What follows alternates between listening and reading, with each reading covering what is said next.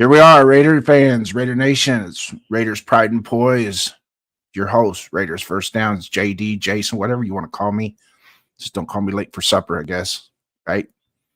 Hey, we're going to get into this. We got lots to talk about. It was a good week in Raider Nation. But first, I'm seeing a lot of mixed reactions right now. Some people think the Raiders haven't done enough.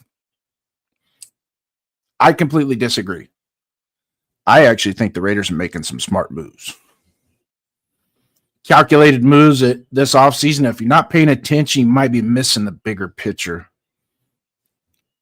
For the way they handled free agency to bringing in Kirk Cousins and structuring that deal the right way, this feels like random.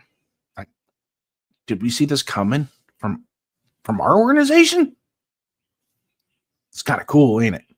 It feels good. Feels like a plan. And today we're going to break down exactly what the Raiders are doing, why it makes sense, and what still needs to happen to take this team to the next level. So the real question isn't, are the Raiders doing enough? It's this. Are they actually building this thing the right way? I don't know. What's your take on it, Raider Nation? You let me know. You let me know. We'll be in the chat. We'll be running hard. And let's get to it. They tried to measure us by time, by place, by what already passed. But the Raiders were never history. They were built for what comes next. A man once said, the greatness of the Raiders is in its future. The shield was forged in commitment to excellence. No shortcuts, no explanations, only standards. Silver. Black. Forever. Just win, baby. That's right. That's what we're looking for. Just win, baby. The commitment to excellence. But before we do those two things, we have to have a little pride and poise, right? And that's where we're at today.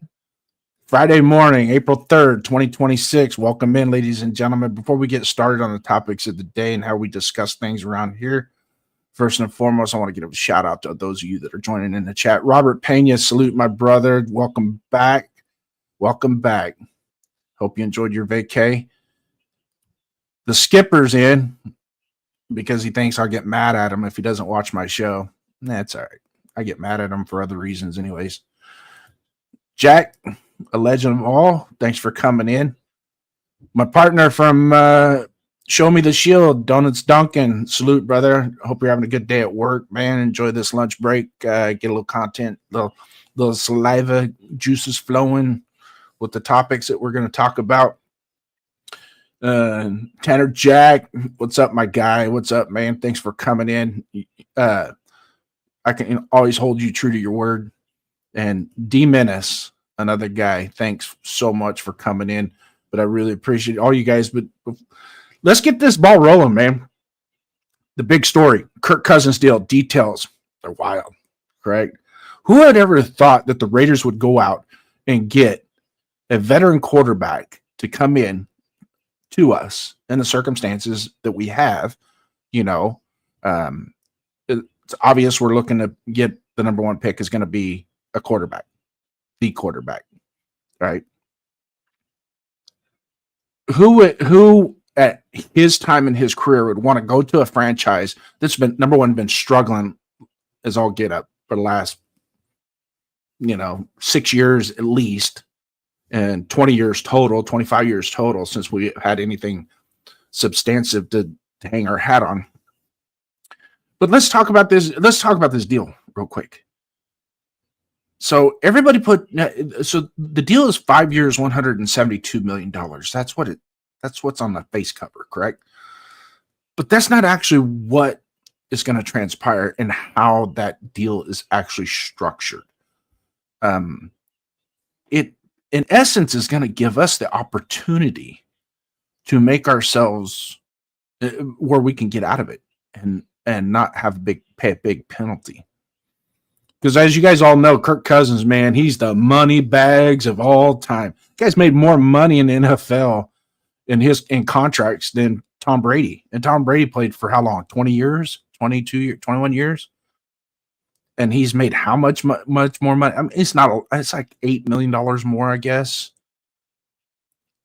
I'd like to have his agent. I think Cheeto said it the best last night on the Raiders Coast to Coast. He said, I want that guy. Next time I go apply for a job, I'm taking him with me, to negotiate that deal.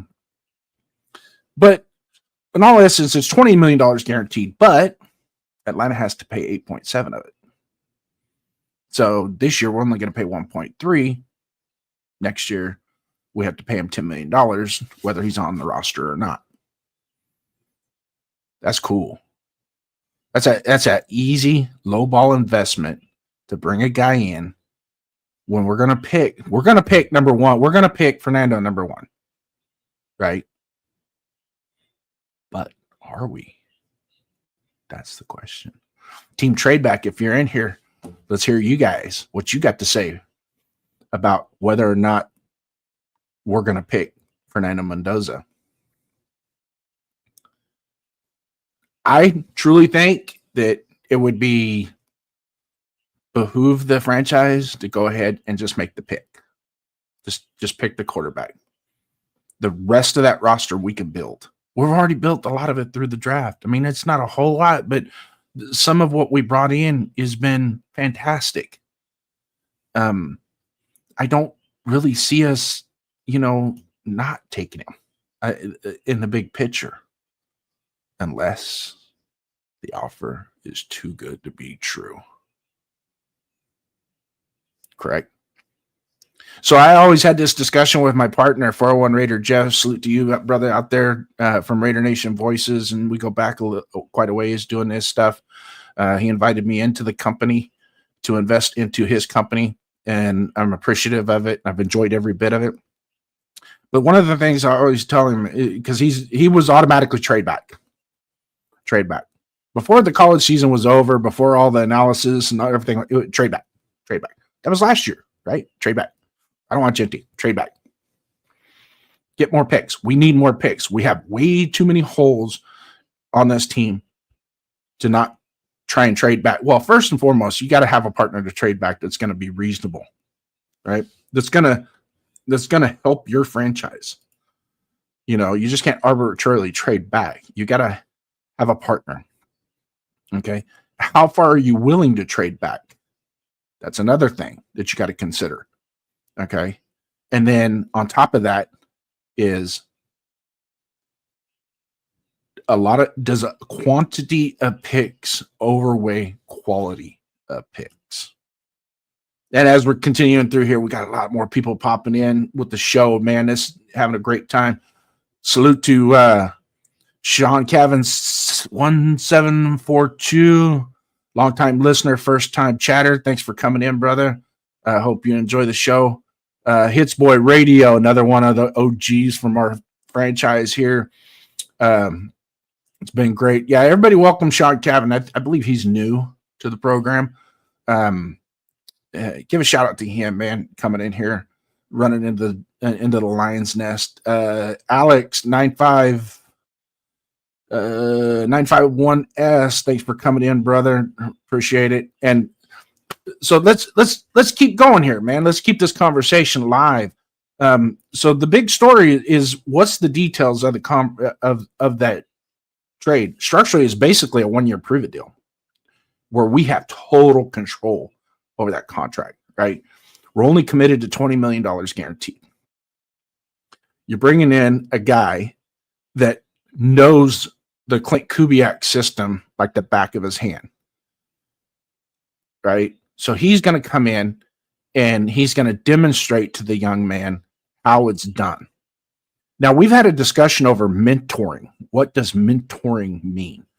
A lot of veteran quarterbacks aren't cut out to be a mentor. They're not going to mentor. Mentoring by definition, is basically teaching somebody front to back the ins and outs of the job, right? So you have somebody that mentors, tutors you, okay, so to speak.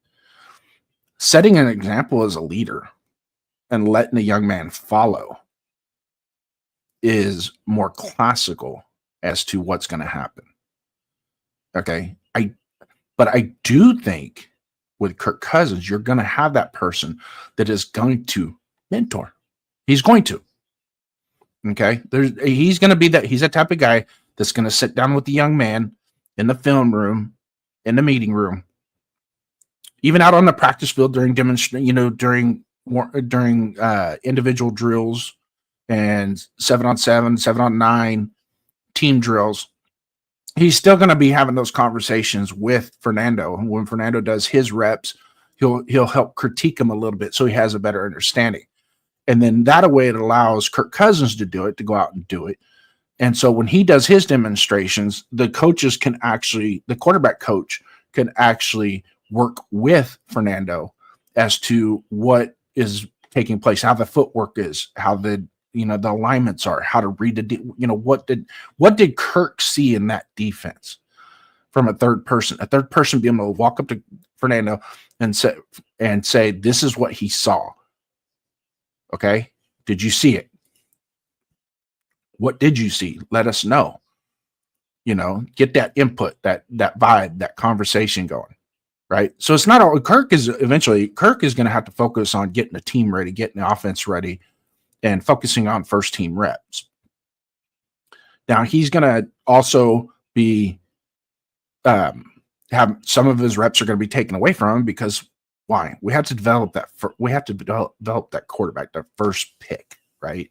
So there's some development that needs to take place. Not all of it is going to be on us to do. Fernando's going to have to do at least 80% of his own development, but we give him that 20% of nuggets that he could feed off of and get better and better. Now, I know the discussion is, and we'll get into it later. The discussion is, the value of the number one pick. I know there's a lot of argument based over that. I get it. I understand. And I agree with a lot of it. But there's always two parts to it. Okay. There's always a yin and a yang when it comes to whether or not you're that first pick, how you take a person, how you draft a person, and how you draft a position. Okay. The bottom line is, if that's the guy and you have the number one pick and that's the guy you want, you take him. You put 10 toes down and you go for it. Okay. The last thing I want my franchise to do is sit there and look at it and go, well, runs a lot of RPOs and I don't know. He does a lot of back shoulder. Do you think he can run an offense, lead 10 other guys on your team to go downfield and score touchdowns? And if you feel he can, you take him. I think he can. I think he can run a West Coast offense from under center. Just because he didn't do it that much in college, I still feel he can do it. Unlike some other people that I've seen that have come out of predominantly RPO offenses into the NFL and they struggle. They just don't get it. And it's just unnatural because from Pop Warner to high school to college, they've played quarterback a certain way. And you see it at every level. You see kids in high school that are phenomenal high school quarterbacks. And they get to college and they struggle because they can't do it at a college level because it becomes a little bit more intense, a little bit more dynamic, so to speak, to where they can't quite grasp the concepts. But the chat, this is not a desperate move. This is a calculated bridge quarterback play. I need some talking points. Throw them in there. The Raiders didn't just marry Cousins. They're dating him while they draft their future. Okay. This is just a date. Now, here's the pushback on it. Let's say, hypothetically, Kirk Cousins comes in here and knocks it out of the park. as a starting quarterback for your Las Vegas Raiders. Let's say he comes out and knocks it out of the park. He just gets on a tear, right? He's slinging it. Him and Naylor, right? I think there's a little history there. Okay. Him and Naylor nail it out of the park. They're hooking up. They're slinging it. Him and Brock Bowers getting after it. Trey Tucker spinning a TD here and there. Having one of those 3 catches for 95 yards and 2 tutties. Gets after it. Let's just say that happens. And all of a sudden, it opens up with our team. And the Click Kubiak offense is just cooking. Genty is getting after it. Okay. He's clicking 75, 90, 110-yard games over and over and over again. And it's nonstop. Do we keep him? Do we go forward with him? With Kirk Cousins? We just drafted a number 1 quarterback out of college. Do we keep him? It's kind of a quandary we got into, didn't we? Could be good, could be bad. But based on Kirk Cousins' age and recent play, I don't think that's something that we look to carry into the future. This is a now move, not a future move. And his job basically is to come in, right the ship, and let the man start cooking.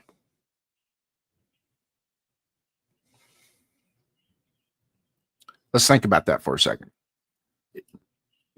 Here's an option by Donis Duncan. If Cousins plays well and Mendoza doesn't work out, we can trade Cousins. Gives us a little bit of draft capital, right? But who's going to take on his contract? That's what I want to know. Who's going to take on his contract? Because when that 5-year, $172 million kicks in, oh, Mr. Moneybags, might not make the other team want to make the trade because of that.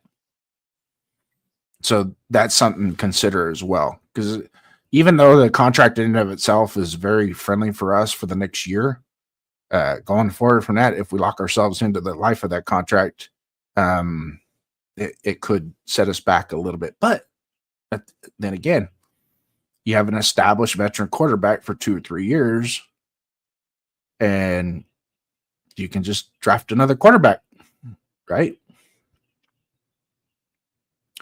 But is that wasting the number 1 pick if we take Fernando Mendoza? Now, I'm going to jump over to team trade back on their side. If that happens, yes, that was a waste of a pick. Absolutely should not have happened. So, having said that, do we have a plan? Is the plan in place? Is the draft plan, is it basically exposed? You tell me in the chat. Have we opened ourselves up to good, but also bad? Think about it. I just kind of explained it a little bit, right? And I'm sure if any of you guys out there that have been following this in the off season, that if we put ourselves in a position where we take Fernando at the number 1 spot, and Kirk Cousins does come in and start to give us, just a winning edge, which I don't really think is going to happen. He never really has done that, but it could happen. It could be because he has played for Clint Kubiak and he has had a lot of success with Kubiak, that all of a sudden we have a team that is just, will probably be right. I don't want to get into the Rich Gannon effect, where we had Rich Gannon for 4 years at the end of his career, in essence, with, aging Hall of Fame receivers, a dynamic offense that was just explosive for 3 years. That was incredible, but you knew this wasn't going to last. The time was ticking on that. And I don't want to get back into the same position by bringing Kirk Cousins in. You see what I'm saying? But I'm also going to fall back as I don't think it's going to be like that. I don't think Kirk Cousins is that guy that can just ultimately make us Super Bowl contenders in 2026. Okay. I don't even think the roster is, well, I know for a fact this roster isn't built to be a Super Bowl contender in 2026. And if people there in Raider Nation think, oh, the Patriots did it, we could do it. Stop. First and foremost, the NFL gave the Patriots a very sweet schedule to play on last year. Okay. That's number one. Number two is all the stars aligned for them to get to the Super Bowl. They didn't have the Patrick Mahomes Kansas City team to compete against in the playoffs. They didn't have the Lamar Jackson high flying Ravens to play in the playoffs, accompanied by a defense that could be gnarly. Now, granted, Baltimore's defense ain't the same as it was 2-3 years ago, but still, Drake May didn't have that. So, first and foremost, Raider fans, do not compare us to what New England did this year. That's an anomaly. Okay? It's not going to happen. Sure. All signs are pointing to quarterback Fernando Mendoza going number 1. We had the number 1 pick. And Fernando Mendoza is going number 1. Now, team trade back. Here we go. Somebody comes in and gives us a haul. Sometimes that haul is just way more important than the 1 pick itself. I agree. I said you have a plan before you trade back. Okay? What's the plan? Well, we just put one piece of the puzzle together this week with Kirk Cousins that maybe that plan is to run with the veteran quarterback, develop Caleb Rogers, Charles Graham, Jack Besh, Dante Thornton, Ashton Genty, because they need development too, correct? They need some run, they need some rep, they need a little juice flowing, right? So maybe that might be the plan. I'm not opposed to it. I'm really not. I like Fernando Mendoza. I like what he did this year in Indiana. I like him at Cal. But sometimes the bigger picture is better and brighter than just a sketch, a diagram. But I think long term, though, also you can bring in a Fernando Mendoza with a Kirk Cousins and develop that whole roster the same way, even bringing him in. Now, mind you, we trade back, get a couple extra first-round picks this year, a second-round pick, another first-round pick next year. Okay? Well, the first-round pick next year ain't going to help us this year. You know that, right? Okay. So as long as we agree on that it's not going to help us this year, we still can think about it, right? It will help us in the future. But let's say we draft 2 yahoos in the first round that don't cut it. And then Fernando Mendoza goes to a franchise and he just uncorks holy heaven and becomes Rookie of the Year, passes for 3,800 yards, 26 touchdowns, 10 interceptions. He has a close to a winning record with that franchise. Brought that franchise back up off the mat, made them relevant. Do we kick ourselves in the head for not taking him? Because I think we could have done a lot better with him.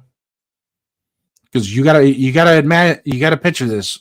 We have put in place probably some of the best coaching that we've had in 26 years. Hands down. I'm not going to argue. The hiring of Clint Kubiak, in turn bringing in Rick Dennison, who I hate that guy. I hated him when he was with Denver. but he's one of us now. And his track record alone, I would put him.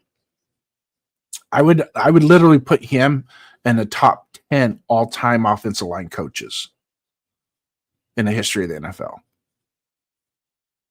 That's saying a lot, don't you think?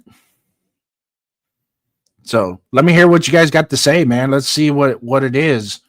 So, like we talked about earlier, New England had the easiest road to the Super Bowl I've ever seen. Exactly, D-Menace. It was like they were playing.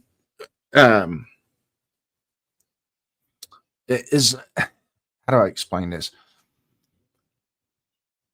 It literally they had the shot at the AFC's weakest playoff teams.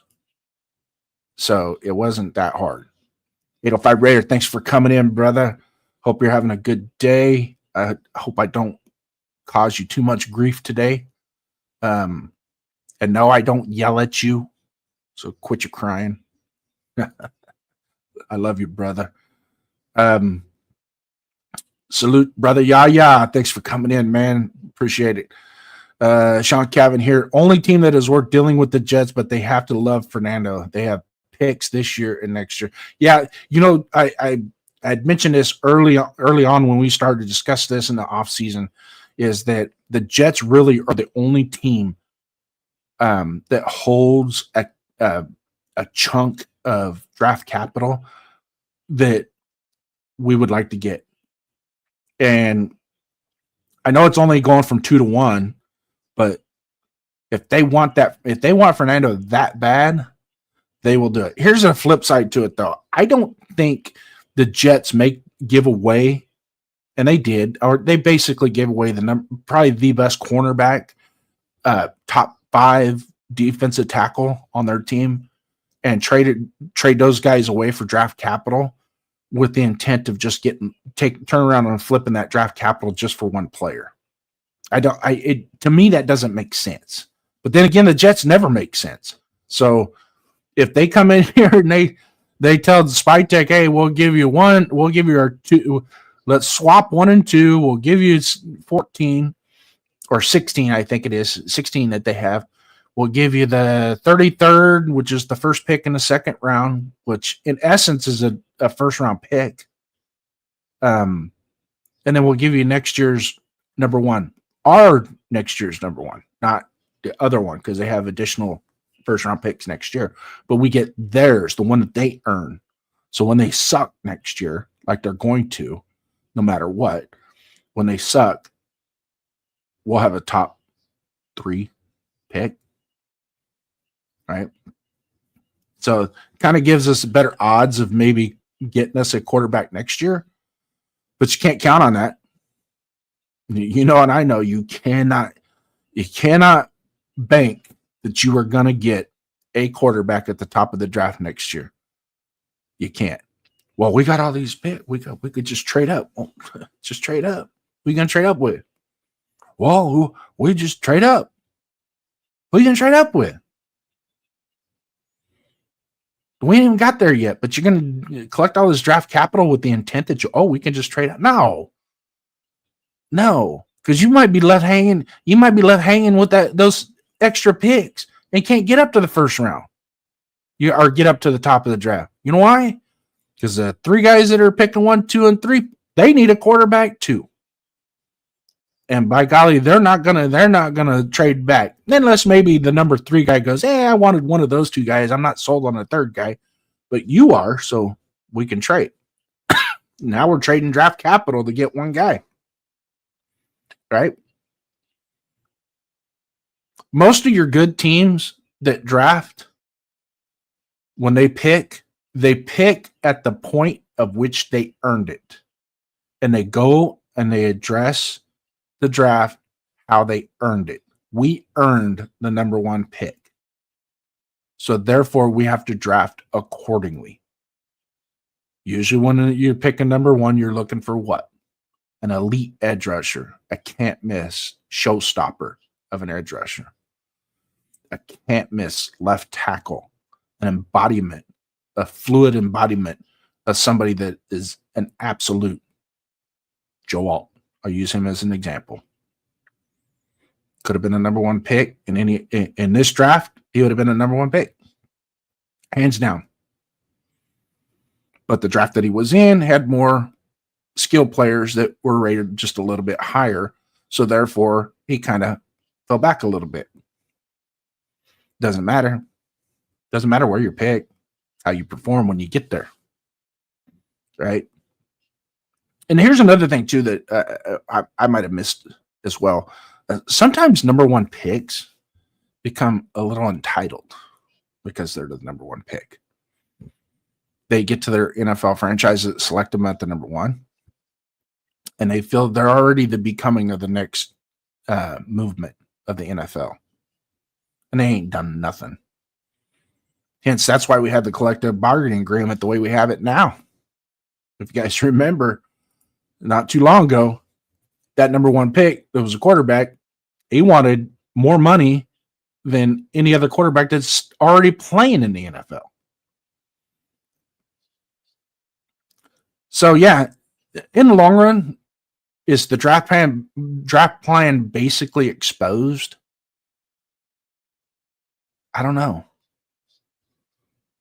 But I can tell you this, to me, it seems like, and based on what I'm hearing from Clint Kubiak, little tea leaves that are dropped along the way during these conversations that he has with the media, is the plan is the perfect world is to have a veteran quarterback that can lead a team and have your rookie quarterback stand by and absorb like a sponge what it's going to take it to the next level. Because we all know you can actually watch a Brett Favre or a Joe Montana or somebody to that effect that is Hall of Fame status and you're behind them, you can absorb what they're doing and make you a better player.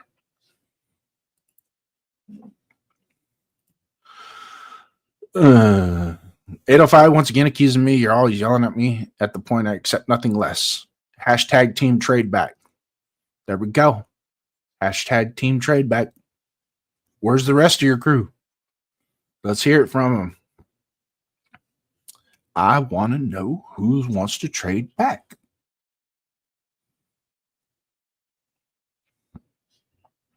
But we also can consider this too, some tea leaves that were dropped in conversations. As you know, Indiana had their pro day this week.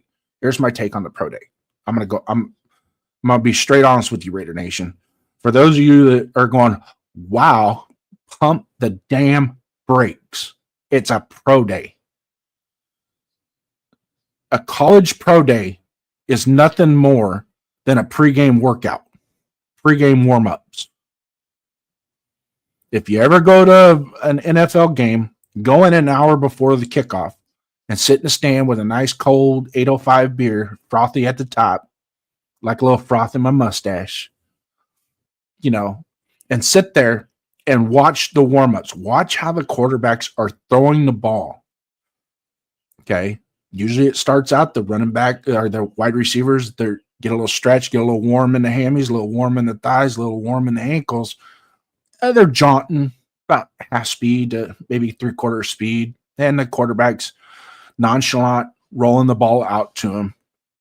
And then as they start to pick up the intensity, because the intensity of pregame warm-ups is greater than what you'll ever see at a pro day. Pro day, you're going to have nerves, a lot of nerves, because you're basically up on stage with the crowd watching you that you're not used to for a practice. Right. So practice is different. Practice intensity is different than game intensity by far. But pregame warm-ups have a little intensity to it. You got fans filtering into the stadium. You got the smell of a brand new jersey on your body. You got brand new wristbands. Your mouthpieces fitting just right. Chin straps on. You got your helmet. You're getting ready for battle. You're sharpening that knife to get ready and go after it. Okay. So that's when you really want to pay attention. How is that quarterback really doing in pregame warmups? Last game I went to was Allegiant Stadium against Pittsburgh. They had Justin Fields. that guy in pregame warmups was atrocious. I was sitting there looking, going, "You guys are." One of the Steeler fans in front of me, I go, "That's your starting quarterback." I go, "The only thing he's hitting are the pylon." I'm serious. I don't know how many times they were practicing corner routes or out routes towards the end zone, and he would hit the pylon, knock it over. And I think at one point the receivers were fed up of going out and warming up. I don't even think they were trying to catch the ball anymore because it wasn't even worth trying to catch his ball. Beer is no bueno for testosterone levels. Yeah, but it sure does calm the nerves when you're sitting in the stands watching the team warm up. So it's kind of a pregame ritual of mine. I like to sit there and watch the quarterbacks warm up, see how the linemen are moving, things like that, especially some of the guys that may be on the injury report, see if they're taking it, how they're handling it.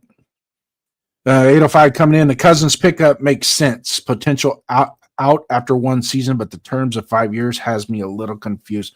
Yeah, me too.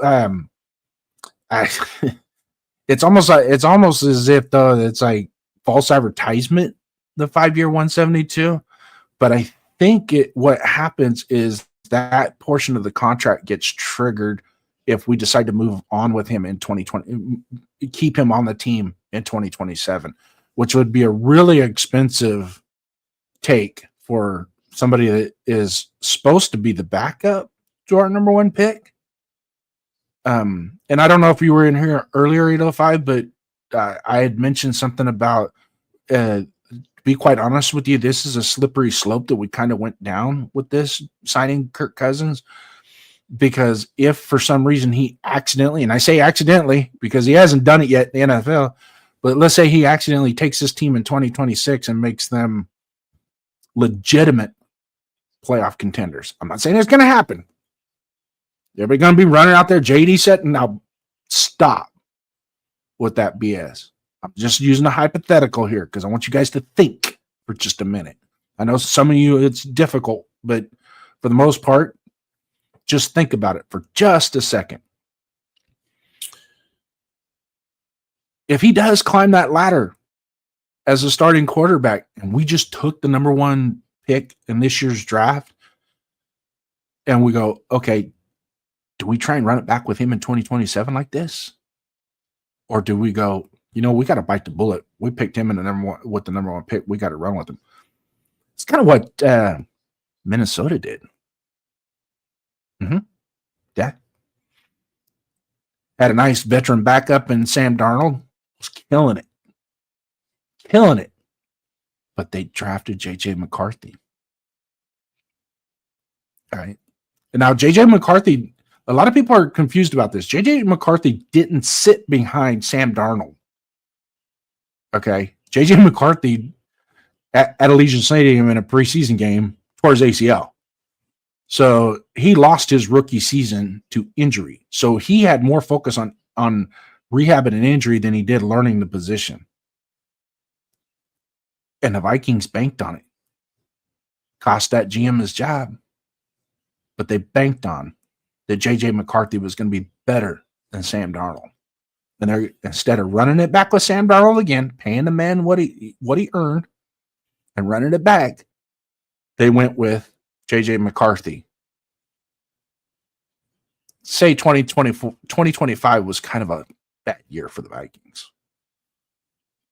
And now they're not even sold on him. There's rumors out there that they want to trade him. It's like, you only had him 2 years. Want to trade him? Well, you should have known when he only threw for 58 yards in the national championship game for Michigan. There might be a problem. Okay. I watched some of his games. I'm sure 805 watched some of his games. Some of you guys out there probably watched. It wasn't like he was the focal point. And he had more issues than what you think. Now I'm sure 805 is going to come in here and say, "Yep, that's the same thing with Fernando." Right? Man, not really. I think they're two different vegetables in that one. Brother, yeah. Got to pull the trigger now. LV Super Bowl 29. I like it. I like it, man. Yeah, now's the time to build this franchise up. We're going to be hosting the Super Bowl in 2029. And what a better way than we got a 3-year plan. We want to be in the Super Bowl in 3 years and do it at home. Drop that silver and black confetti right here on Allegiant Stadium. I can see it happening. D Menace, yeah. Hey, you guys that are in here, man, hit those like buttons, subscribe, leave a comment. You know, if you think there's something I could add to this program for you, plug it in, man. I'm all ears.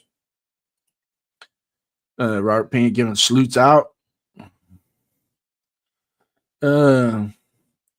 Team trade back equals team I'm scared to fail. Yep. I'm kind of in the same boat. Well, I ain't gonna say kind of. I am in the same boat. Like I said earlier, we earn a position, we earn the right to pick at number 1. Nobody can tell us who to pick. We get to pick who we want. We don't have to wait for no draft board to fall to us. We don't have to wait for, well, I hope this guy. No. We can pick whoever we want at number 1.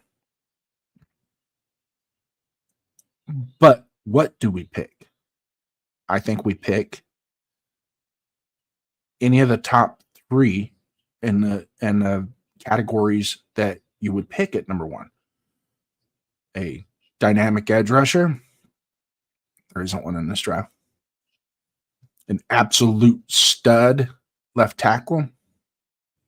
Not here this year. And a championship caliber, championship pedigree quarterback that has the tools, that has the moxie, the character, the drive to be a franchise quarterback, the drive to lead a franchise to a championship level. Take him. You got to be quite honest with you. If we do take him and he doesn't succeed, it's not his fault. I'm not blaming him. Blaming the organization.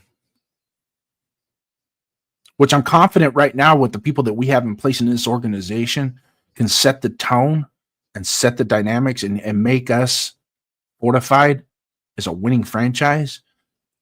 Bring that quarterback in and start to build around it. So the quarterback doesn't have to be the whole thing, the entire engine of the car. Okay. He could be the fuel delivery system, right? The fuel injection. And you guys know cars. He could be the fuel injection. You know, the offensive line could be the bottom end of the motor.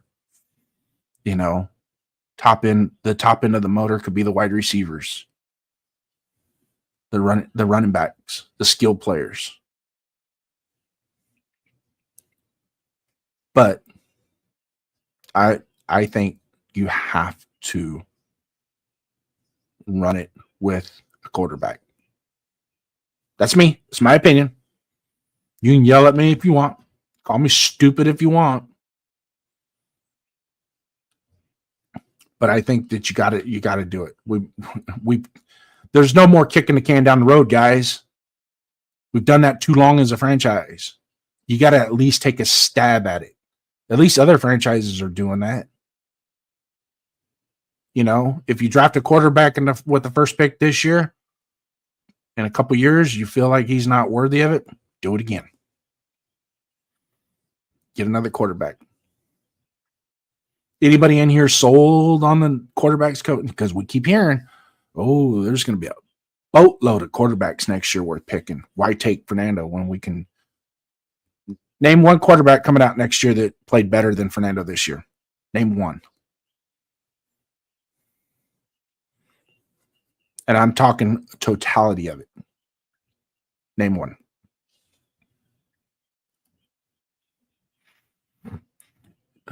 Yeah, Big Roz, technically it's a 1-year deal with Kirk Cousins, which I really, really like it. It's a nice investment to go forward with the plan that we have in place. I truly believe that they want Cousins to start and let Mendoza learn behind him. I'm not a fan of sitting the first overall pick. Usually, yes, I agree with you. I'm not a fan of sitting the first overall pick. I agree with that. I agree with it. But at the same time, now let's say the number one pick at a different position. And it's absolute that guy's got to be in there day one. Day one. Getting slapped around, cutting his chops the hard way. You got to do it that. But with a quarterback, see, there's more to it with the quarterback than just getting him out there and getting his uniform dirty and getting the juices flowing, getting game time reps. Okay, there's more to it than that. And a lot of it has to do with the preparation. I'm confident in Mendoza's preparation. Just like Coach Signetti said this week when he was interviewed, that he has never seen a college quarterback prepare and put as much effort into the weekly game plan and preparation as Fernando Mendoza. Now, he's a used car salesman. That's his guy. That's his kid. He wants him to go number one, so he's gonna tote the company line. He's gonna be dynamic. He's gonna say, hey, this is the greatest guy since sliced bread, guys. You guys got to draft him. Because what's that do? That fosters his and makes his program look that much better when the number one pick comes from his school, right? But we can't sell ourselves short either. So having that safety net, so to speak, of having Kirk Cousins there makes it that much better, and it makes it it brings it to a competition level. What was one of the things that Derek Carr suffered with us in 9 years? Because we had him. I thought and I'm not going to, you can be pro Carr, you can be negative Carr, all you want. Okay.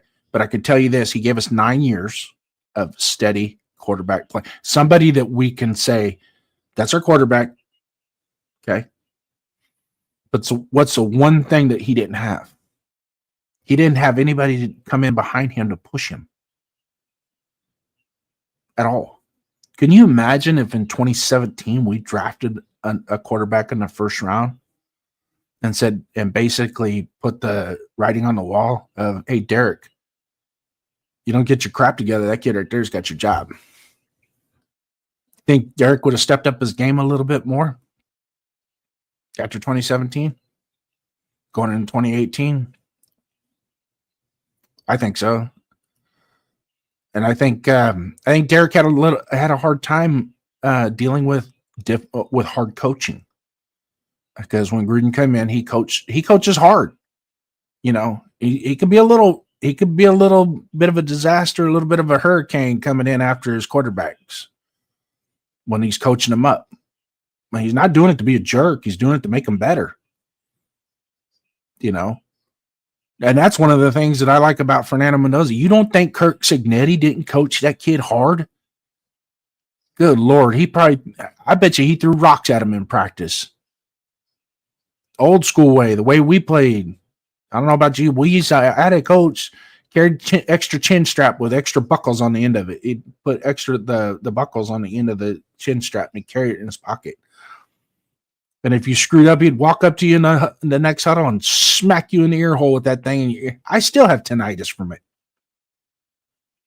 He didn't do that because he didn't like you. He did it because he wanted you to be better. At the time, you're thinking, nah, the coach doesn't like me. He just wants to hit me in the helmet with the chin strap. Oh, well. Big Ross coming in. Unless he takes us to the Super Bowl, I think he gets let go. If he looks amazing, then it makes it so we can possibly trade him. Yeah, we talked about that earlier, Big Roz. The only thing is I think the tradable portion of his contract puts us on the hook for a lot of money. It would be better for us that if we're going to move off of him, we just move off of him. I don't think any team is going to trade for him with that contract, because it's a 5-year. It's 5-year, 172. I don't know where the triggers are on the contract. I don't have it with me. I'm just assuming, but you know what assuming means. You take the word assume and Ask you and me, right?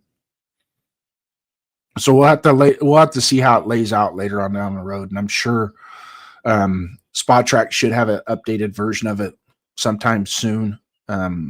Once it's signed and in the books and posted with the NFL. Brother Yaya coming in. Duncan and Yaya having a nice little conversation back and forth. Big Roz. The coach never wanted him in the first place. That's why the GM was let go.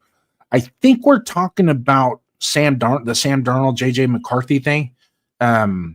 Get to your take a little bit late, but let me know if that just put it on all in caps on your next chat, and that'll let me know so we can bring that back. But I'll try and remember that as we go. Bueno, what is up, my guy? Hope all is good. I promise not to be a jerk to you today. I know sometimes I could be a jerk to Bueno, but Bueno's one of the OGs. Love the guy. Don's Duncan still at lunch, or he's watching and listening without his boss knowing. Don't worry, I won't tell. Jack Kennett walking in. Salute, brother. Hey, don't forget when you guys go to Bakersfield, I need a phone. I need you the day before to let me know what time you're going to be passing through. I'm going to hook you guys up. Trust me. Big Ross, smash that thumb, those likes, ring those bells, set the notification to all. Okay. This isn't the only show that I do. I come in Saturday nights, hot and heavy. Me and 401 Raider Jeff rocking it Saturday night with Raider Nation Voices call-in show. Allows you guys to dial that number, call in, so you don't have to sit there and be pressing and texting and all that good stuff. We can actually hear your sweet voice. Just so you guys know, that show is taking off. Okay. We're going chat status. We're taking that to the next level. We'll probably be on the moon before Artemis 3. Brother Yaya, bueno, salute. Jonas Duncan, not much, just listening to this loon from work. Yeah, I have a tendency to make the conversation a little bit better than some of the yahoos you have to work with. 805. If we pick Mendoza, Kirk won't be here next season with that contract. If Kirk knows that, why offer him the contract? And Kirk agreed at 5-year. I realize I could be overthinking it, but still strange. I'm trying to make sense of it too as well. But I think what it does is if for some reason, out and out reason, that he performs it in such a way that the Raiders are like backed into a corner with him and want to move forward, then it triggers the 5 years, which would be an additional 4 years. And then his base salary would jump like crazy with a bunch of guarantees. And of course, we'll be right back in quarterback purgatory because now we're playing with a guy that's average to midland at best.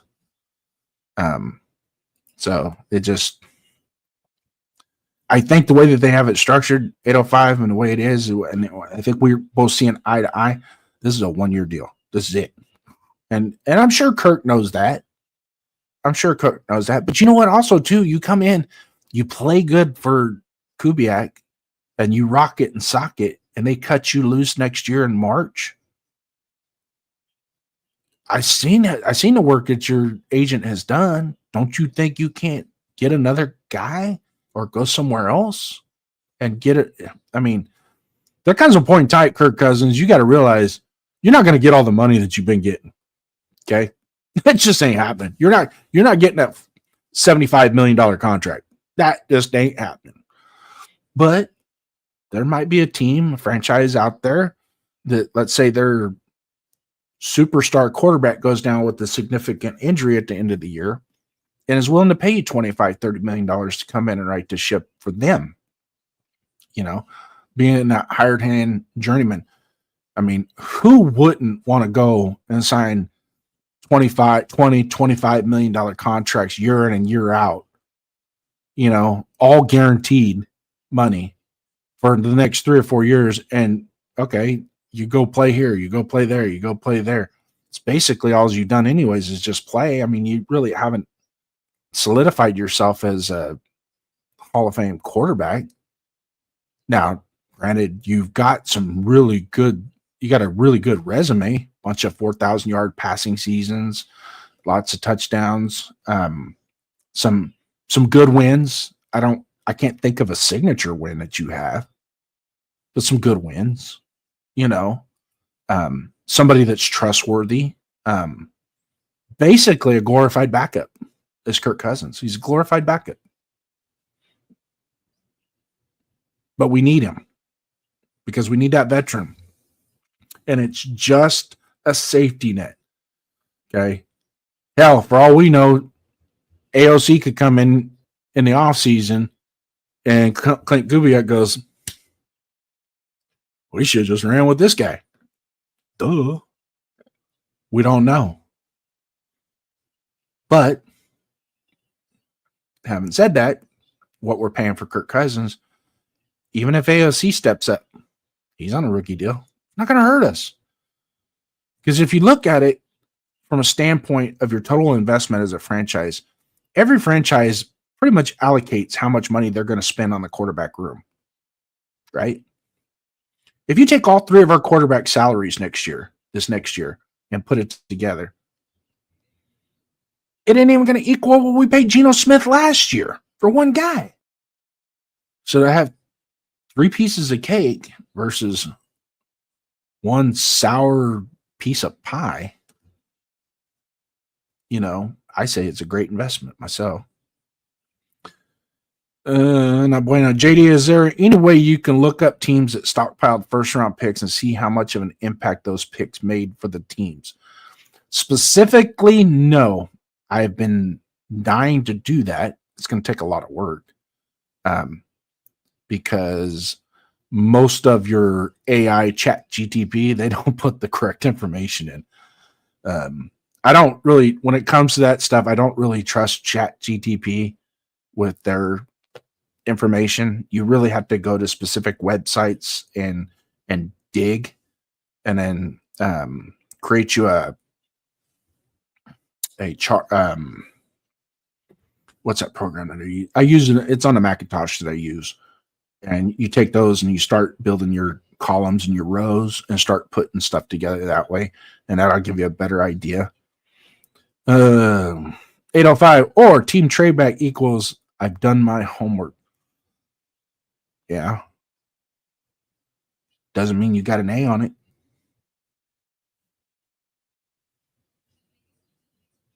I used to do my homework all the time. Turn it in. Still ended up with B's and C's. Here's another team trade back. Will be in full effect for the next 3 weeks. Yeah. I'm really looking forward to seeing team trade back at the draft. I wish I could be there. I was planning on going until I got the proverbial, your daughter's getting married this year, just so you know. So it's not that I can't go, but it's probably smart from an aesthetic point of view of not going and using that money towards her wedding. I think there's more important things, and my daughter's wedding is very, very important to me. So, Alex, what up, big? Oh, thanks for everybody. Because the 5-year contract makes it look like he got a great deal. It's all about how the contract looks. Yeah, I don't even know. Chat, if you guys are anywhere near Google or anything, go to Spot Track and see if that contract has been posted yet, and see kind of what the do's and don'ts of it are. I know some of it could be misleading. Bueno coming in, I have a feeling a lot of the first rounders fails more than what people think. I believe the percentage is right about 30% succeed of the first rounders. Is right about there, and year to year changes, so that number kind of goes up and down, because some years you'll have drafts where like 20 of the guys that were drafted in the first round are all top notch, either Pro Bowl, All Pro, in that caliber range. And then you have some that you just have a lot of duds, and it just doesn't matter where, if you're picking first or 32nd in the first round, you still are, it's a huge gamble. Raider Nation for Life, good sports media is pretty good. Yep. Mendoza equals the Ford Edsel. Yeah. And trading back for 2 picks is equivalent to a Prius. Big Rise, do you think you're tricking Cousins into a good deal? I think his agent is smarter than that with his history. Yes, Kirk Cousins has the best agent of all time. How that guy has got a bag like he has had over the years. Good God. Let's see. More often than not, stockpiling picks doesn't work. If you ask most GMs in the NFL, I'm pretty sure they're going to tell you the quality of the pick is better than the quantity of the pick. Now, I'm going to defend 805 for just a second. Do I think Fernando Mendoza is worthy of the number 1 pick? Let's just say hypothetically, we don't know who the team is. I'm not going to tell you the team that's picking number 1. It could be anybody, not just us, but anybody, right? On any given draft, is he worthy of the number 1 pick? I say he's not. He's not. But where does he fall? Because I'm going to tell you, it doesn't matter where you're picked. It's what you do after you get picked. I think a lot of people are scared of where Mendoza is and where we are. Earlier I said we earned the right to pick number 1, right? We picked probably the worst draft to do it. Much like the Jamarcus Russell draft. We could have had Calvin Johnson in that draft, but we wouldn't have had anybody to throw him the ball. I first round, believe it or not, first round, you gotta pick where you earned it. You really do. The only movement I would really do in the first round is if you're so far back, 27, 28, 29, and you want to get up to 13 to get a guy. You give up a little bit of draft capital to get up there, because let's face it, if you're picking at 27, your team's already locked in anyways. Picking 28, 29, your team is locked in. It's what's next year. The Rams did that. They're like, we've already got a kick-ass team. What do we need the 29th pick for? But I like that guy up there at 14, right? Or I like that cornerback that plays for Kansas City. He'd be really good. And I know they're not wanting to pay him what we'll pay him. So why not trade that pick? We're not in that position. And we're not in a position to bypass prospects that could be blue chip, all out, game changing players. Is Fernando Mendoza a game changing player today? Maybe not. Could he be tomorrow? Absolutely. And that's where I'm betting. I'm hitting on 16. I'm hitting on 17 on that one. I'm going to take my chance. I'm going to take my chance at getting 21, flipping a 21. I'm going to take my chance because I got to that point and I earned it. Jack, why take a chance on a QB in 2027 draft when you got Mendoza right there, right now? Mendoza all day long. And it's not so much the Mendoza effect in and of itself and the fact that it's Fernando Mendoza, okay? It's the fact that if for some reason, and we all want our team to play better than last year, we got better coaches, we've improved immensely in the free agency, okay? Just on, and this is on paper, okay? And we're not paper champions, but just on paper, there's at least 3 to 5 more wins than what we had last year. Okay, so you're looking 6 to 8 wins. Okay, just based on the coaching staff, the changes that we made, and the people that we brought in, and how we set ourselves up in the draft. Okay, it's going to be that much better because number one, we're not going to have the freaking nepotism of Johnny Boy coaching for his dad, coaching offensive line that doesn't know what the hell he's doing. That's done. I've already addressed it. Rick Dennison is probably a top 10 offensive line coach of all time in the NFL. He literally came from the foundation of the wide zone concepts. So when you see other teams try to run the wide zone running game, they're only trying to do it. He came from the creation of it. He came from the godfather of that scheme. So he knows it like the back of his hand. He can coach it. So that we gotta hang our hat on that alone.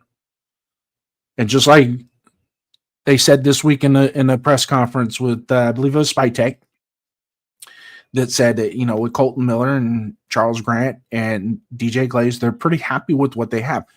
That's because they must see something that makes them feel that they can do what they want to get to accomplish, what they want to accomplish with those three guys. Now, we brought in that kid from San Francisco, Burford, to play guard, okay? And he was a backup at San Francisco. But he played good. He played a lot last year, and he did fairly well. He wasn't the greatest, but he played fairly well. And I had said last year too that while I was watching our offensive line with the Kappa, Meredith, all that stupidity, Forsyth, all those guys, I'm sitting here thinking, I'm like, there are NFL teams out there that have backup linemen that are better than what we're putting out there as starters. But in conjunction was our coaching staff as well. Kenna, facts. Yes. To be quite honest with you, even with the guys that are team trade back, I know deep down inside they see the same thing too. That there's some people that are, we trade back, we get more picks, we can add the draft capital next year, we can go get our quarterback. Are you banking on that? I'm not. Why would you? Let's go back to the Caleb Williams draft. Caleb Williams, Jaden Daniels, Drake May.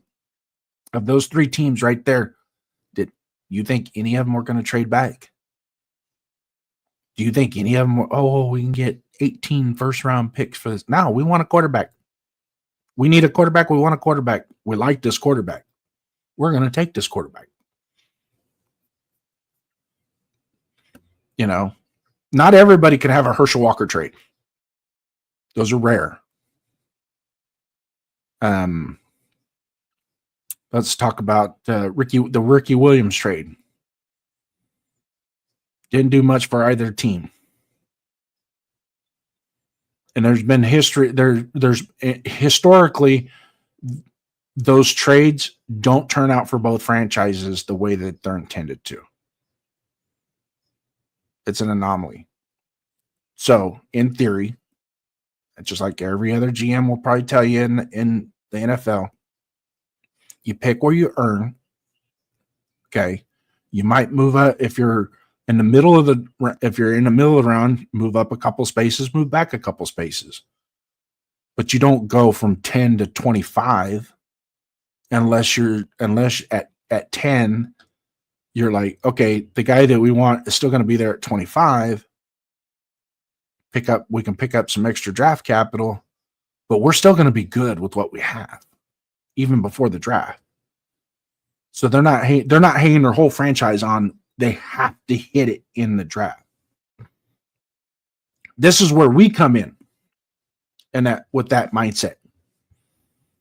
The number one pick, what we pick at number one, isn't going to matter. It's where we pick at 36, 67, 102. Those three picks is what's going to matter. Those are the most important picks because those are the nucleus of your team. Those are the guys that are going to be your workmen, your lunch pail type players that are going to make your team that much better. I'm okay with Mendoza sitting for 3 years. Spytech wants to build this team right, and it takes that long to put Mendoza in position. 3 years is way too long. For the first pick in the draft, that's way too long. And really, in all honesty, the number one pick should start day one. He should. But you don't have to be a he should. But there's going to be a point in time, week 6, week 7, you better get him out there. Because if you don't, not only are the fans going to be questioning the general managers and the coaches, but the owner of that team is going to be questioning it too. Because that's his gig is up as well. When he's the owner of the team and you're picking number one, he wants to know, I get it. Mark Davis is not the greatest of football minds, but he ain't stupid enough to realize that, hey, we picked this guy number one. Why is he still sitting on the bench? And better yet, why is he the emergency backup? Make this make sense. That shouldn't happen. He should be up and running no later than week 6 of the season. He should be ready to go. Now, what you don't want to do is you don't want to take the hot hand away. So let's say Fernando is ready, but Kirk Cousins is just wheeling and dealing. It's week 7, and we're 4-2 going into the game, and it's week 7, and he's just wheeling and dealing. You can't pull him. You keep going. Basically, what I'm saying to you guys is if we roll with Kirk Cousins and he gets hot until he goes cold, Fernando's going to have to sit there and just wait. And it's only temper. It's not something that you're going to say. I wouldn't say 3 years. Okay.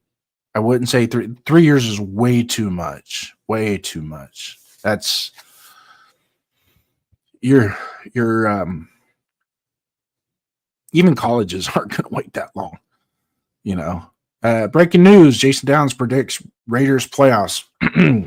Did I say we were going to make the playoffs? Be nice. I'm not that dumb. I'm not making bold predictions. Not today. Anyway. Cousins' contract is $1.3 million and $10 million next year. Then he is gone. Yep. The $10 million will be a signing bonus, so no cap hit. Actually, you will take a cap hit. You just don't give people money and not have it fall under the cap. Eventually, all money paid out ends up under the salary cap at some point or another. It's just a signing bonuses is cash money that goes out, and then it reports and gets deducted. But you can I believe you can spread out a signing bonus over multiple years. Don't quote me on that, but I'm pretty sure. Duncan, if you're in here, kind of give me a heads up on that, exactly what.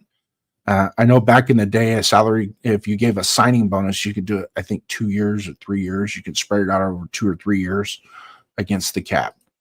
But that has to be money that has to be paid out now. 805 Raiders says, great contract for the Raiders, knowing you have a clear out after this season. Shit contract for Cousins if the plan is to get rid of him. Old QB probably on his last contract if he plays like trash. Well, and I think some of that too, 805, has to do with what happened in Atlanta. Because he didn't really live up to his expectation. He really hasn't lived up to his expectations of any of his contracts that he had. But what happened in Atlanta, and he underperformed immensely under that contract. And so other teams, the other 31 franchises are going to be a little bit leery about doling out that kind of cash for him because he's on the downside. He's coming down. He's not getting better. He's slowing down. But I still think there's enough juice in him to make us formidable this next year. Just as long as he doesn't do like Gino and because Kurt can be a little generous with the football with other teams. And yes, the $10 million will be dead cap space in 2027, so it will affect us for the next cap year.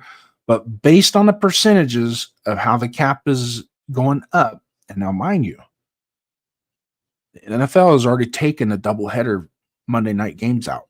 So no more doubleheader Monday night games. Some of those games are going to fold into the streaming. And so these streaming services are going to be able to bid on those games to produce and air those games. So Netflix, Amazon, YouTube, they're going to have a chance to have isolated games, which I wish the NFL would knock that crap off, but I know why they're doing it, because it's a huge money grab just for one isolated game. There's two different options to get out of the contract for free. First option is between years 3 and 4, and the second option is between years 4 and 5. I've confirmed it yet, but that's what I've seen. Yeah, until it gets published on the Spot Track. Now, even then, I don't think they put the exact. I think they just with Spot Track they just put the overall values and what the yearly values are and what the cap hit would be for the team based on those years. Kirk is on the books the 5th day of the new year, 2027. 80 million is fully guaranteed. Okay, so I'm understanding that somebody has done a research and looked it up. I be quite honest with you at this point, I just know based on I don't know. I'm going by what's reported. That it's basically a 1 year, $20 million guaranteed. We pay the 1.3 this year on top of the 8.7 that Atlanta will pay him. So he gets $10 million this year guaranteed. That's locked in. And then the other 10 million will be a thank you for your services handshake that we'll put towards the 2027 cap, even if he's not on our team. Which $10 million for a guy to come in and give us 1 year of stability, because we got to paint the overall picture, right? We got to build the whole franchise. It's not just one player. We got to build the whole franchise and basically make it to where if we take Fernando at number 1, that when he steps out there, that we've done everything we can to build it for him. Now you go with it. And then keep on building it from there. It's not just going to be this 2026. It's not just going to be the only year we're building this franchise. 2027 is going to be another year, another round of free agency. There's going to be another round of drafting. Hopefully, we're drafting somewhere between 12 and 18, preferably 18. Means we're being a little bit more successful, right? So that's kind of the where we want to be. Let's see.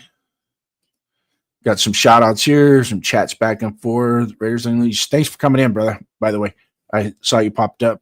Grabbed your chat real quick. Talked about it before I gave you the salute, but nonetheless, salute, brother. Well deserved. Robert P., my absolute brother, salute. And then here we have another one from the boss. 2027 roster bonus, 10 million guaranteed due to the third league day. 2027, 80 million of future salary becomes fully guaranteed at the 5th league day if he's still on the roster on the 5th league day of 2027. So that means that probably day 4 is when he's getting cut. Jack Kenna Unleashed. I think we just read this one. Everybody talking to each other, but nobody wants to talk to me. That's fine. Depending on where it's made. Homework is for those that don't know the subject matter of the test. Oh, good God.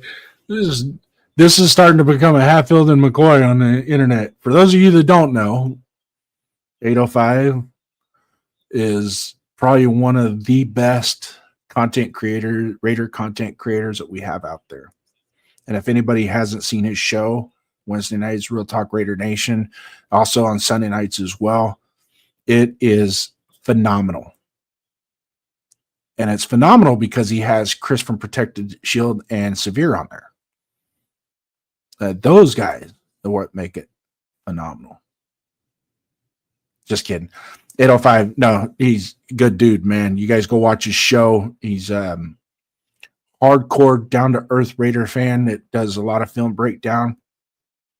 Caught my eye on a couple of things that he brought forward that I didn't really pay attention to, but there were some things that I picked up on that he didn't either. So, but my impression, my take on it is there's too many factors built into that kid to say no. You got to say yes. I'm sorry. And other people here that have their opinions, but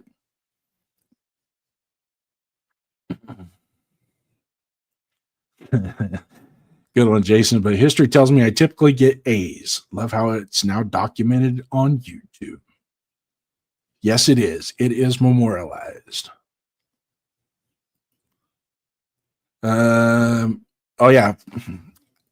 I hit your chat earlier, but I didn't give you the shout out. Michael Guerrero, shout out, brother. You one of a kind. If anybody gets a chance this November to go vote for Michael Guerrero, please do. Rorschach in the house. What's up, my brother? I am at work, busy as F, but I did hit them thumbs and I do subscribe, and I want to put I'm Not Bueno on a timeout. Well, all you got to do is unplug the refrigerator. That should work.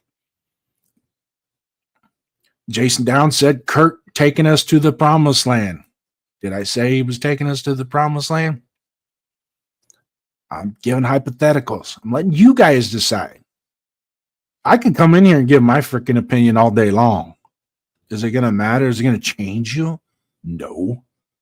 We're here to discuss, debate. Have it what it is. Let it be what it is. Rorschach Raider giving a salute out to Jeff. I don't know why. Jeff don't need no more salutes. You don't stockpile, you gather them, you repackage them, and trade for a higher pick in said round of your choosing. That's usually the practice at the back end of the draft. Everybody does that. And it's usually just more typical type. It's more typical of 4th, 5th, 6th, 7th round to start going up, down, back, forth. Get 2 picks, trade those 2 picks, get 1 pick here, and then take another pick and a later pick, put them together to get maybe a mid-round, like that. Most teams very seldomly, good teams, very seldomly trade off the pick that they earn in the first round. Very seldomly. Unless you're the Cleveland Browns. And who wants to be the Cleveland Browns? I don't. Mendoza gives us hope. Hope. Hope is not really a good thing. Rorschach Raider, Michael Guerrero, Robert Gallery, 401 Raider Jeffs. So you can gather 4 additional picks between this year and next year, and you repackage them to move around where the player or players you want. Okay? Ask you this. What player?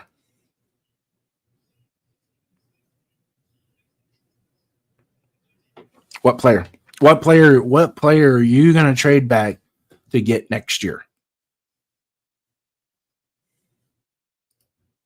Because it's easy to say that unless you have somebody and it's defined. There's a guy in next year's draft that I really, really, really like. And I think he can have a better pro career than college career. But I'm not going to say. Say that for another day. So tune in for the next 36 weeks on Friday, Raiders Pride and Poise, your show where we come in, all your takes count, and all your takes count. You can't trade shit if you don't have a trade partner. That's absolutely 100%. That's what I'm trying to say. I mean, if we all of a sudden we get the Jets number 1, let's say we trade back, we get their 2nd and 16th this year, and they give us their number 1 pick next year. And then the Jets they win 7 games this year, and we win 6, right? So now we have what? the 9th and the 13th pick in the draft, right? But the guys up at 1, 2, and 3 that are in prime position to get a quarterback, that they need a quarterback more than what we do, right? Because we just won a bunch of games with Kirk Cousins. Now they can do what they're in a position to get the quarterback, because I can tell you right now, the Dolphins and the Cardinals, and I would say the Jets too. The Jets are going to suck next year, so getting their 2027 pick is probably not a bad gig. But you don't know. We haven't even played the season yet, so you don't know. So to bet on that is probably not a good thing. You could give them away, but you can trade them unless somebody is willing to trade. Exactly, and that's just it. I mean, you know, when Caleb Williams and Jaden Daniels came out, those guys weren't trading those picks. They weren't. There wasn't enough on there, and I kind of, in a roundabout way, think that's why Cleveland tried to bring in that 5-year where you could trade out 5 years, so that it gives you more. It's like, oh, we'll give you 5 first-round picks. Our next 5 first-round picks. Let us come up. No. Stop. That's not the way the business is going to run. We start doing stupid stuff like that, then we might as well call ourselves the NBA. And I don't want the NFL to be anything like that. Their draft system it's ridiculous, stupid. 916. Wow. Last time I checked, more times than not, Natty winning Heisman QB quarterbacks don't work out. Not always about the accolades. It's about their.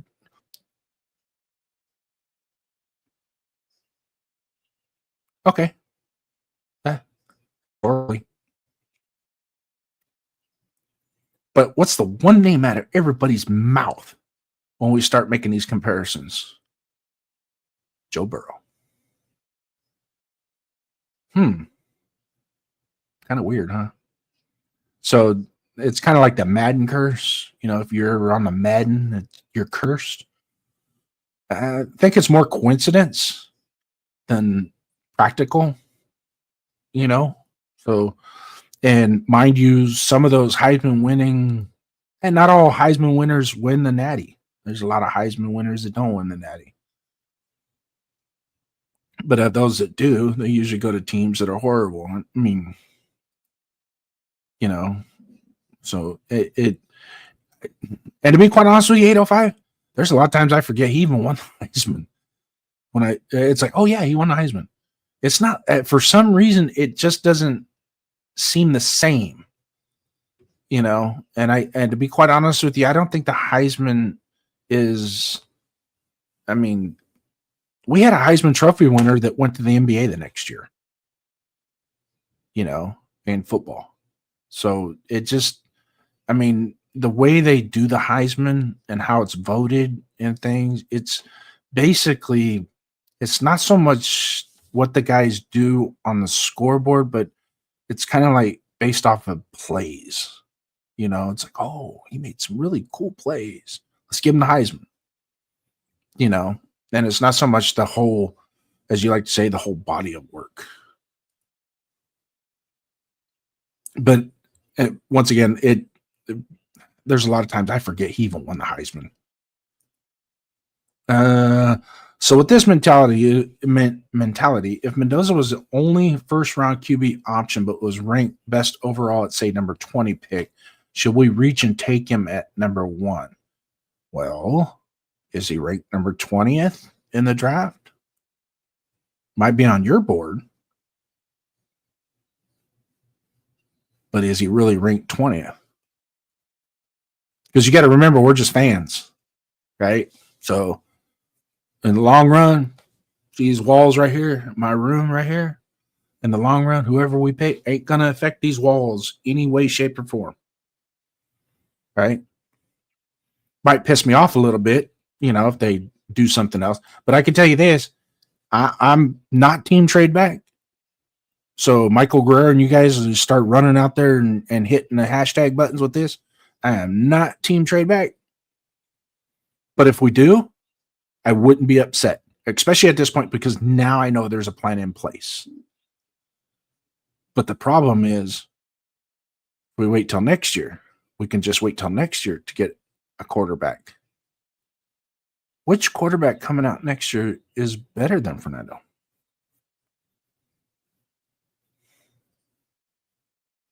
We don't know, do we? Going into this season, Fernando was ranked number 5 or 6 quarterbacks, potential draft eligible quarterbacks going into this season. And he leveled his game up. So, and now he's the number 1 prospect at the quarterback position this year. Drew Aller, Garrett Nussmeier. And I like Garrett Nussmeier. Don't get me wrong. I watched him play in 2024. The kid really impressed me. I thought he was a really good prospect. But if we were to use the formula of a guy, I'm just gonna forget it. It's eating me up inside. If we're gonna use the formula of most pro-ready quarterback coming out of college that can sling it, athletic, manipulates the pocket, hammers his progressions, hammers it. He is 1, 2, 3. Not a real big fan of four reads. I'll be quite honest with you. Usually, if you're getting to the 4th read, shit's getting really bad real quick. But you can get to 1 set, 2 set, 3, and then you watch his feet. His feet work with his read, right? And how he does his progression. You don't even have to watch it. You can just watch his feet. You can tell where he's going with his progressions. It's in next year's draft. And if 805 is out there and listening, the only thing bad about this kid is he's on a shitty team. That's Lenore Sellers. He's the next, I would say, I'm gonna be quite honest with you. My player comp of him is Warren Moon, Joe Burrow.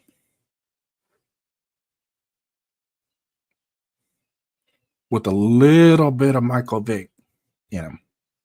A little bit. Because if you watch his games, watch him when he played like Vanderbilt. Now it's Vanderbilt. Don't get me wrong. But there's a couple games. What was the one game that I was watching? And I watched it live, and I had to watch it again later on, a couple days later, because I like to DVR when I watch games of certain teams. I'll DVR certain games. I'll DVR them. That's how I watch them over and over and over again. And I watch them silent. I like to turn the volume. I don't want to listen to the announcers because they're prejudiced. They start saying stuff that you're just like, I don't agree with you, but okay. But Lenore Sellers, man, that dude, he would be phenomenal in the run and shoot offense.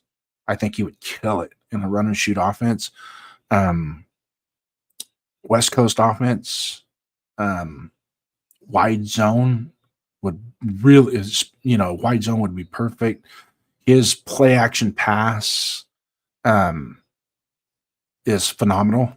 How he executes it. He just, the dude is just solid, but the problem is he just doesn't, other than Nick Harbor and his little brother to throw the ball to, he didn't have a whole lot. The running game was not good, and their defense it was hard for him to do what he needed to do when his team would be down 20-7 before he had a chance to even start cooking. But once he starts cooking, man, that kid could be something special. But y'all want Arch Manning. I don't like Arch Manning. Sorry. I don't think he's going to transition to the NFL very well. Imagine if we sign Cousins, draft Mendoza, and start AOC. Yeah, I said that earlier. That would be crazy, man, if something like that happens. Like Clint Kubiak's like rock between a hard place, and he's like, I got to start AOC because these guys aren't. He's not ready, and he plays better than him. Gives us a better chance to win. So it's like, oops, kind of messed that up. When we know he's not the known overall talent, but he's still close to number 1. So yeah, he's there. Let's take him. Or if he is ranked number 20, would everyone want to take out of the number 1 to move back to number 20. Here's the deal. He's not ranked number 20. If you go and you combined all of the draft, everybody's draft analogies, he's in that 1, 2, 3, 4 section constantly.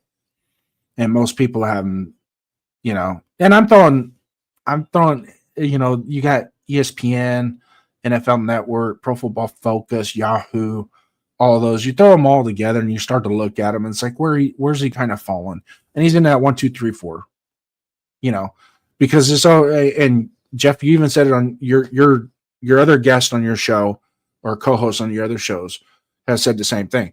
This draft at the top is not that good. It's not. There's a plethora of really good talent, but there's no real kind of guy, right? I mean, I say Caleb Downs is, but he's a safety. So just by default of his position, he's not going to be a number 1 pick. So it's kind of sad because I wish the Raiders would take him and I could buy a jersey and have my name on it legitimately without being some copyrighted jersey. That would be so cool.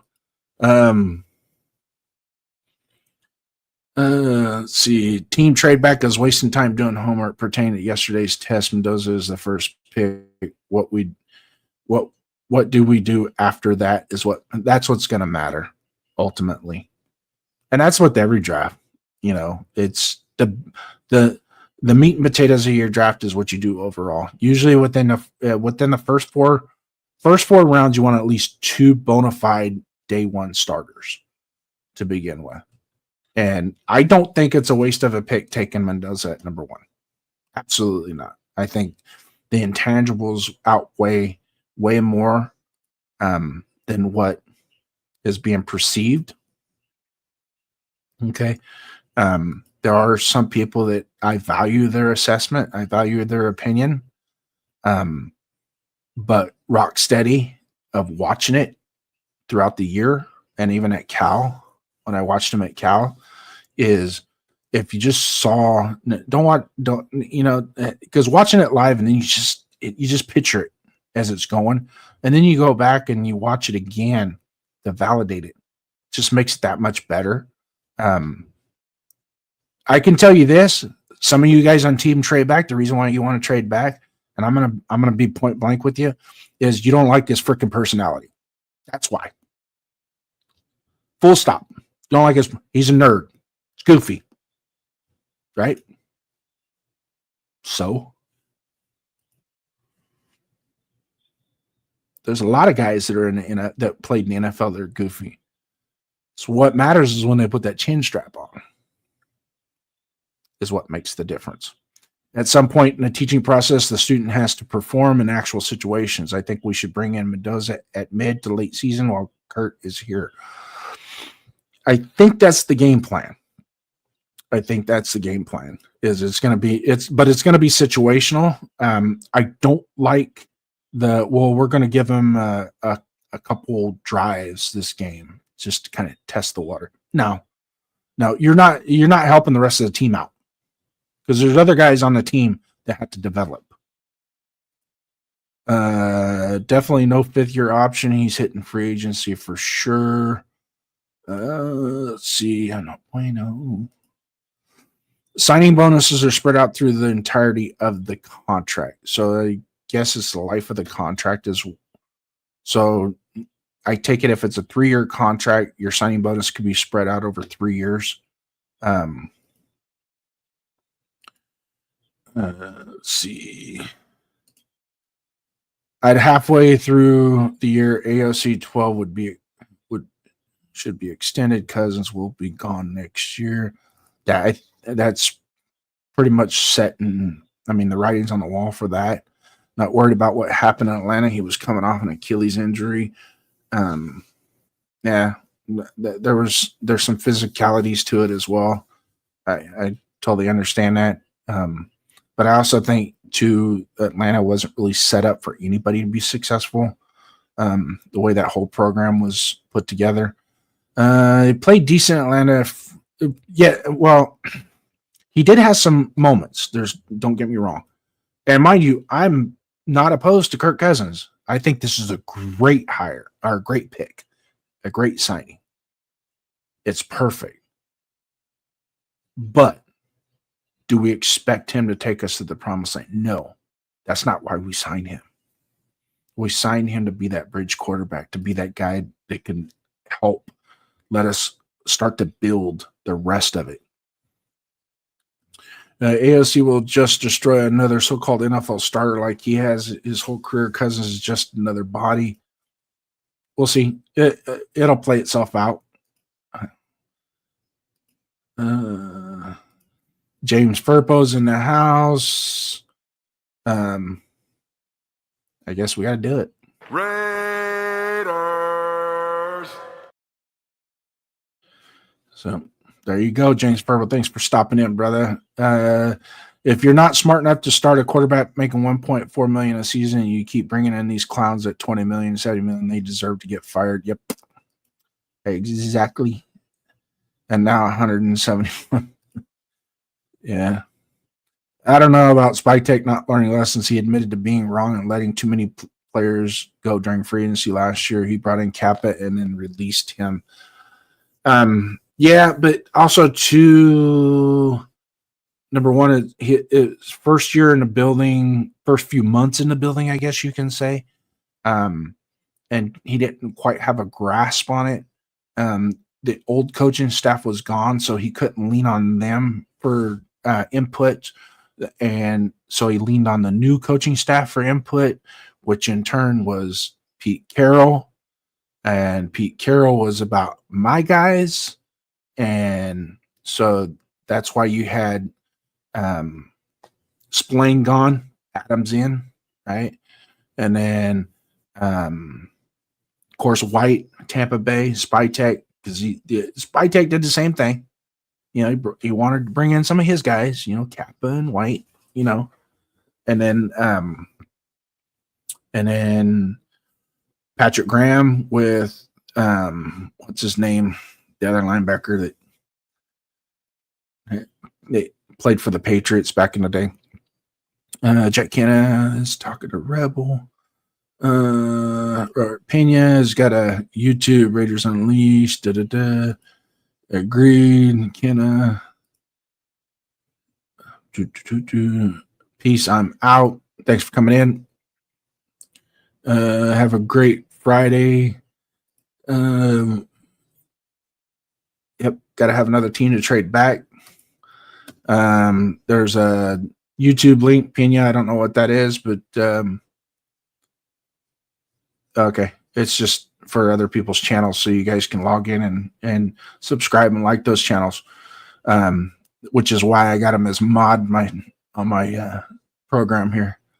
My 2 cents is in the house. Thanks for coming in. Salute to Jack. Salute to us. Bueno. Everybody giving shout outs to my 2 cents. He could be a little noisy when he runs into the room, but yet he's more than welcome here.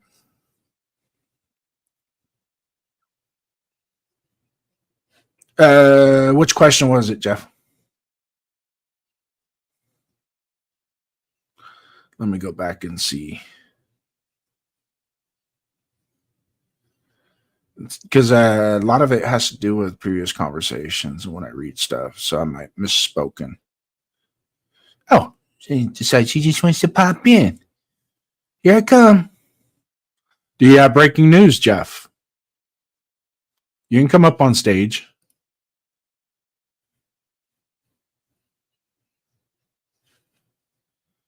Okay, maybe not. Arch is not even that good. I bet he'll go first just for his name. There's a lot of hype behind that. A lot of hype behind it, but you gotta. Here's the deal. He went to Texas. I could see them sitting him in the first year behind Quinn Ewers. I can see that, but he sat 2 years behind Quinn Ewers, and then anointed the third year, and really wasn't. towards the end of the season, now I got to give him credit. Towards the end of the season, he really started to step it up. I get that. But it's still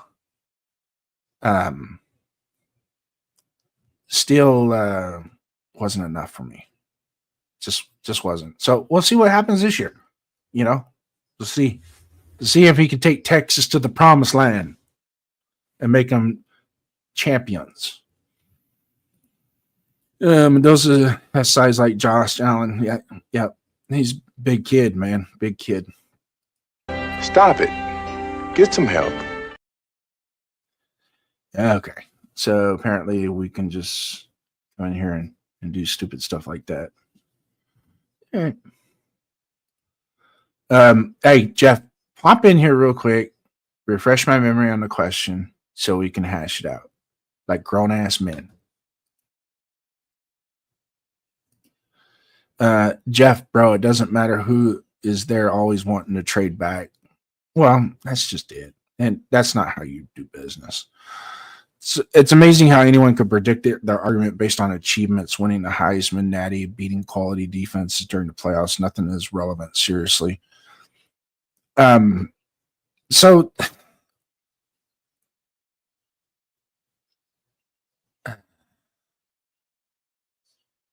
you misconstrued what I said. So you had me.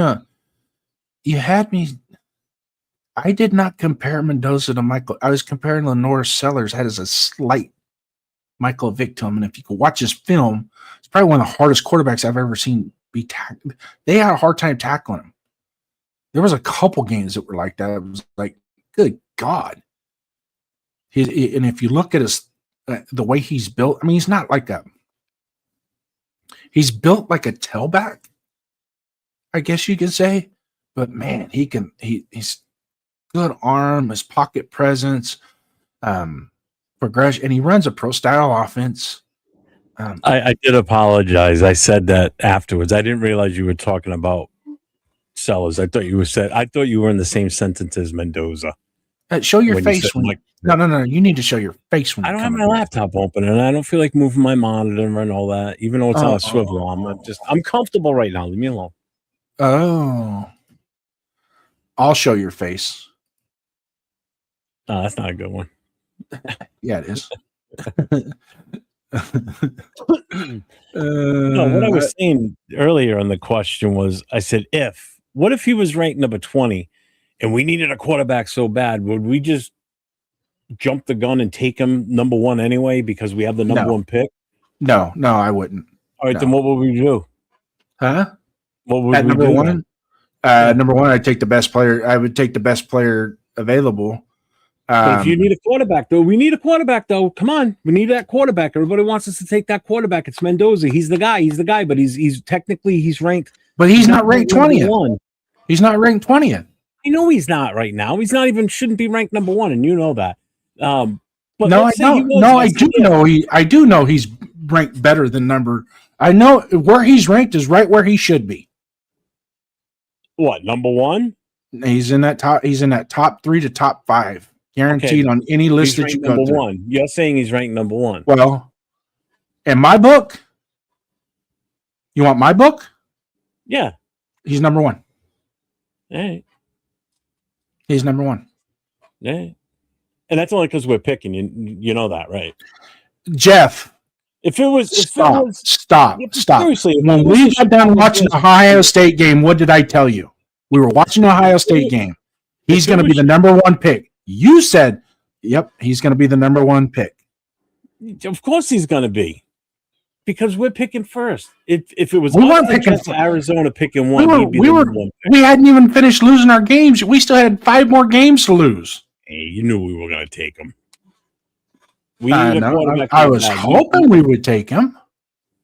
But at that point, in all honesty, Moore was still coming out. Huh? You know, everybody was still expecting him to come out too, so that kind of fucked everything up. Who? Yeah. Dante Moore? Yeah.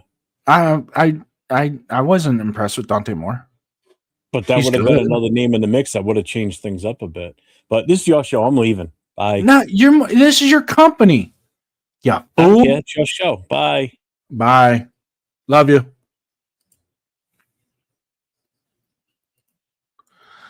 So anyways, now that we got that out of the question, still got 13 people in here.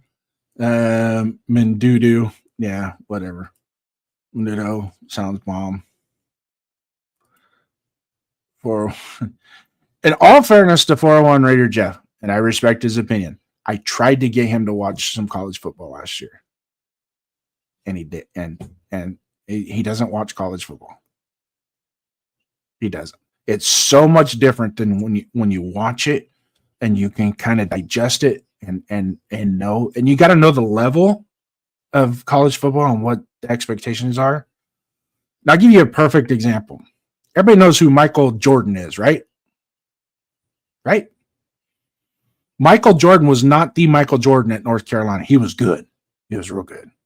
But he was taken number 2 in the draft that year. Okay. Michael Jordan was good. He was really good, right? But it wasn't until the Georgetown game when he took it over that made him who he was. And he had a killer instinct. But anyways, man, hey, we've been rocking for almost 2 hours. You guys have been great.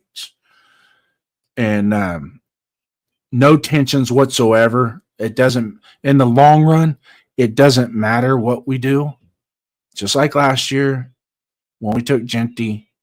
Okay, I was not a fan of that at all, but we did. There's a lot of people, we got to take. And it was the same thing that we're doing this year. What I want is us as a nation to get out of this purgatory top 5 picking bullshit, get back to number 28 where we belong, and just win, baby. But before we do that, we have to have our pride and poise, guys.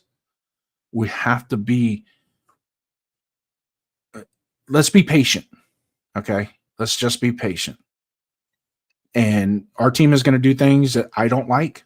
Our team is going to do things you don't like. But in the long run, it's our team. And so we have to be patient.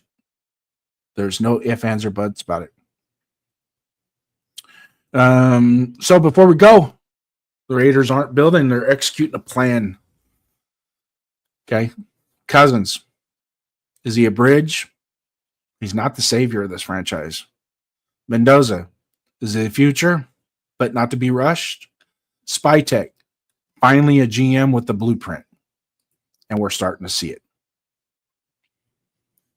So shout out to those of you guys that have come in. Alex, 3915, thanks, brother. Thanks for coming in. Jack Kenneth, thanks for coming in. Jack, you're a champ. I'm not bueno. Rorschach was in here earlier on his lunch break. Donuts Duncan, thanks for coming in, my friend. 805, thanks for coming in if you're still listening. Nick, I don't want to miss you. 6'5", 235, can move intangibles through the roof. LO, he's better than. That's just it. I think what I see and what I have seen, there's more good than you could throw bad at it. Okay? I'm just telling you. And I think a lot of it has to do with the fact that there's a personality concept that a lot of people, that he doesn't fit our personality as Raiders. That's what the problem is. Okay? And it's much like, and it's the same draw, and I'm going to defend Mekhi Lemon the same way. Everybody, because the way he talked at a press conference. So what? Who cares? Can the guy play? Where's his heart? Okay? Where's his heart? What kind of person is he off the field? Is he a yes, sir kind of guy? Does he keep his nose clean? Does he stay out of trouble? One of my favorite NFL players that played for the Raiders for a little bit was Marshawn Lynch. Some people would say that, they didn't like his personality. Okay. I actually do like his personality. And his mom is a hell of a person. But we can't pass judgment on the Clark Kent. Got to wait till he gets in the phone booth. See what happens after there. But in all honesty, had fun today on Pride and Poise. I have to check out now because it's Friday. It's going to be 1:00. And as much as I love to stay in here and hang out with you guys, I got to go do things. But tonight, no huddle. 401 Raider Jeff on his show, his call-in show. For those of you guys that aren't Raider fans, but you still want to chat, hit him up, dial the number. 401-830-9189. Plug it into your phone. Set it as a contact. So whenever he goes live, because we use the same phone number, Saturday night when we have Raider Nation Voices, when me and the big guy get to be on stage together. Yeah, exactly. And if you guys need a quarter or two to hit a payphone, let me know. So, but that's not what he's meaning. But he knows what I'm talking about. In all fairness, he's about to trade back. But that's not what's happening. We don't do that. No. Like, subscribe, hit those notification buttons so when we do go live Saturday night, 7:00 Pacific time, Raider Nation Voices, myself and the big guy. And we only got 19 more days until the big day, and then we'll know from there. I also will be having a poll up on the throwing hat distance contest. I'm thinking the hat will probably be about 35, 36 feet. Another thing is to be aware that there is a possibility that we do trade back. I'm hearing that we do trade back. Unfortunately, when the commissioner gets up to the stage to make the announcement, the Jets are going to rescind the trade because we are the Raiders. And that's how shit rolls around here. But in the meantime, ladies and gentlemen, thank you for coming in. Have a good day. Enjoy your weekend. Spend time with your family. And go Raiders. Yeah, that's how we close it out. From the first take to the last word, yeah, you know we bring noise. Raiders run deep, that's that pride and that poise. Every take, every call, yeah, we gave it all. Raider Nation stand tall, never fade, never fall. Win, lose or draw, yeah, we riding the same. Silver and black heart, ain't no change in the game. So we out till next time.